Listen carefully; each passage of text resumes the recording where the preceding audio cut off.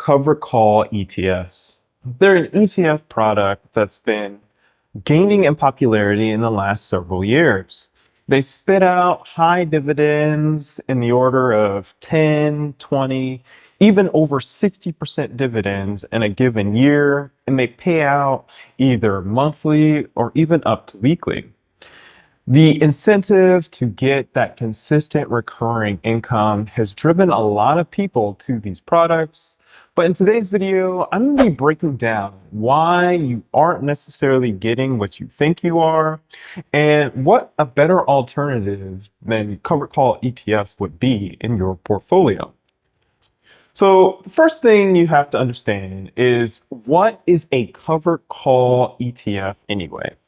So a covered call ETF is trying to approximate a covered call option strategy.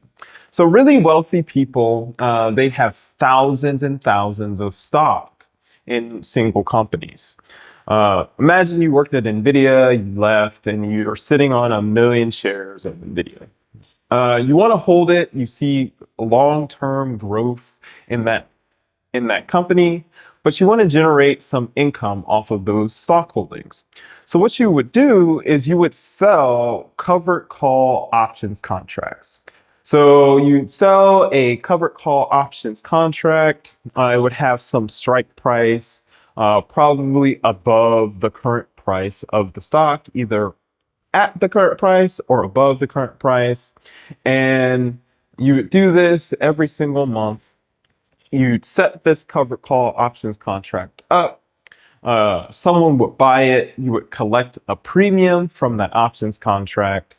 And if the price of NVIDIA doesn't go above that strike price, the option expires worthless for the person who bought it, and you collect the premium.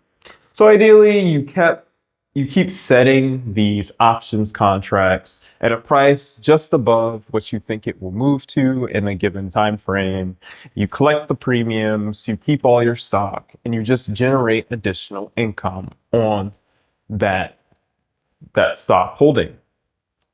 But if for whatever reason you get a massive spike in the price of NVIDIA, say the Chinese market opens up to NVIDIA, or say they have amazing earnings that completely surprise the market and it goes above the strike price, when the person exercises the option, you would have to sell those shares.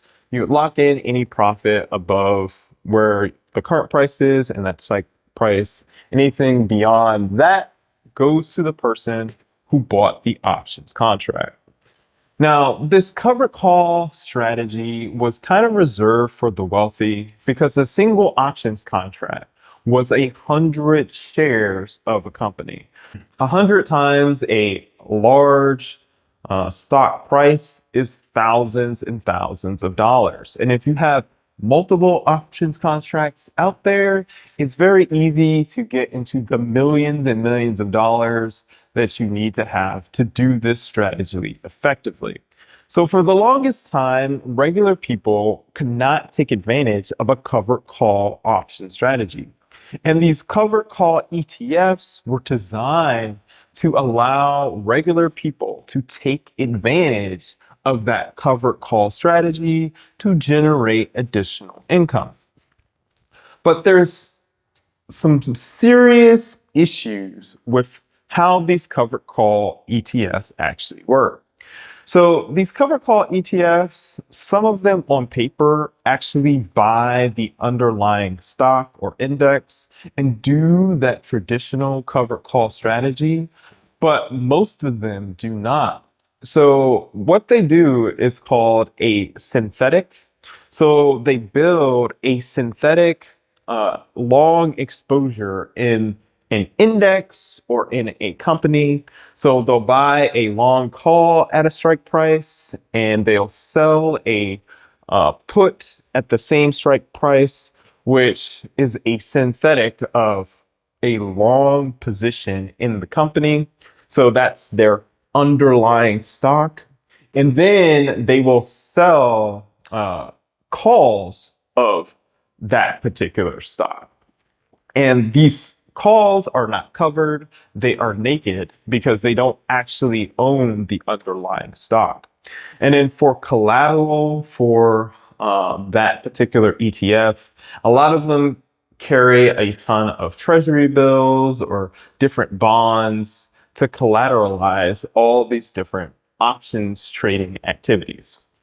So suffice to say, they're a bit of a black box when you actually look under the hood of how they're approximating the covered call strategy for these companies.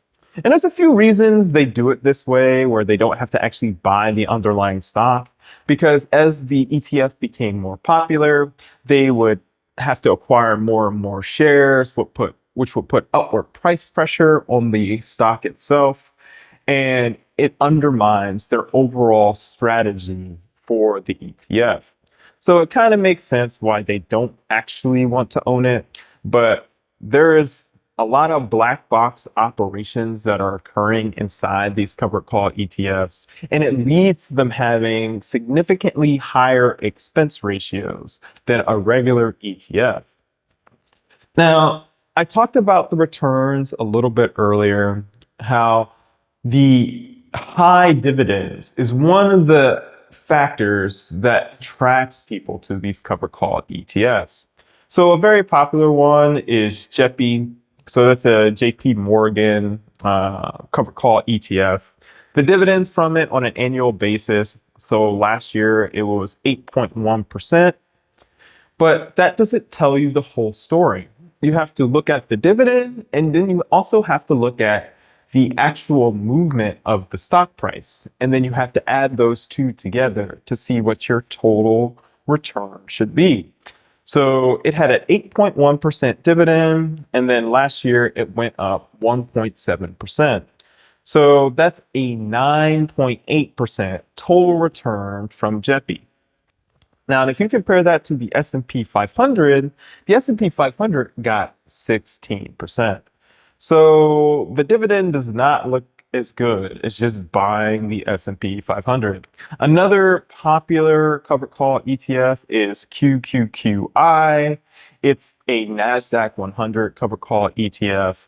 So last year it got 13.62% dividends, and the ETF price moved 5.4%, which is a total return of about 19%. But if you compare that to just buying straight up QQQ, which is the NASDAQ 100, you would have gotten 21%. So you can see that buying these covered call ETFs drastically underperforms just buying the underlying stock. And there are some covered call products that instead of focusing on an index, they focus down on a single company. Yield Max, they have a bunch of products that target a lot of the tech companies that have been performing well in this market. And those have crazy dividends. And on paper, you would be attracted to their returns. So a good example of this is GOOY. It's their Google covered call ETF. So the dividend for last year was about 41%. And then if you look at the actual movement of the ETF, it only went up 0.94%. So that GOOY covered call ETF went up 42% last year. If you compare that to Google's stock price went up 72%.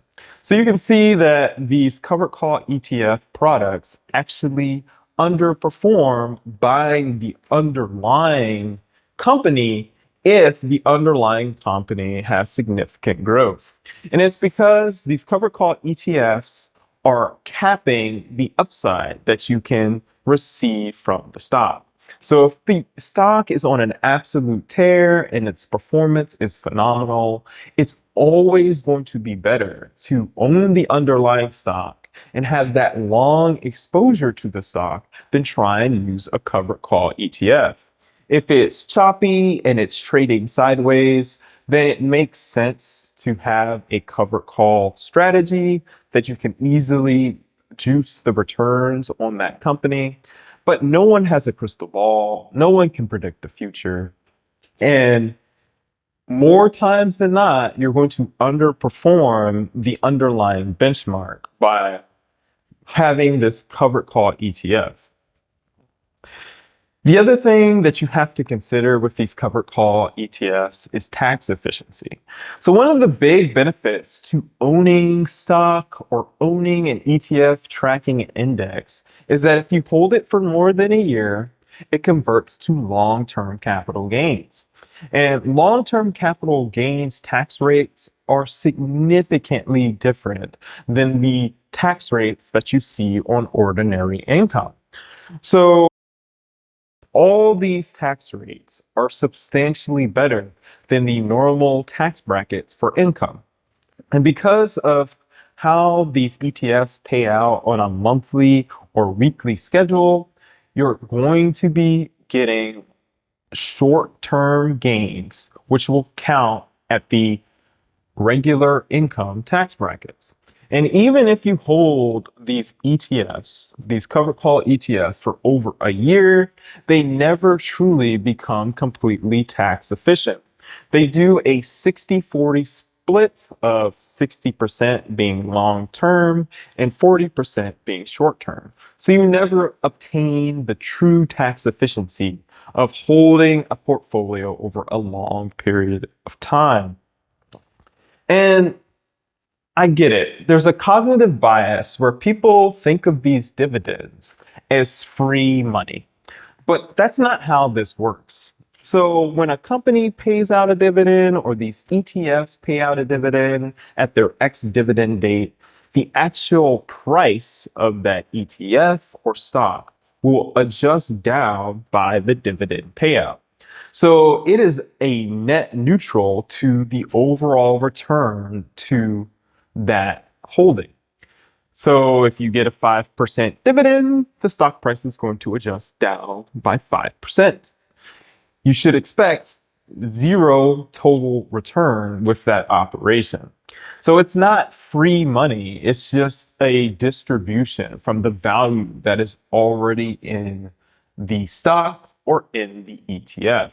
And this is a critical point because most people think, oh, I'll just buy it. It's going to preserve my capital. I'm getting this free money in addition to what I'm already holding. But that's not actually how it works. It's going to adjust down based on the dividend payout. And this is kind of a key insight to how dividends work because most people do not realize this. So the allure for covered call ETFs is very strong, but you are capping your upside. You still have unlimited downside exposure to that underlying stock, which is not good. They are not tax efficient and they come with significant risks, especially if you're buying into these covered call ETFs that are tracking a single company. So you can get caught by a significant downturn for that company or in an index, and you will get burned. So when the company is performing very well, you do not get full participation in that activity. And that is what you are truly buying with covered call ETFs. So what you should be doing instead of trying to chase these covered call ETF products is just buying into a broadly diversified, low cost index fund strategy. Just dollar cost averaged into S&P 500 or NASDAQ 100 ETFs. Some of my favorites are VOO, VGT, and just hold them for the long term. You'll get better financial results instead of chasing individual stocks, individual companies, or chasing crazy dividend returns from these covered call ETFs. And if today's video gave you some insight of why you should not be buying these covered call ETF products, like and subscribe to the channel, share the video with someone else who's been mulling over buying these covered call ETFs, and keep getting 1% better every day. and I'll catch you guys in the next video.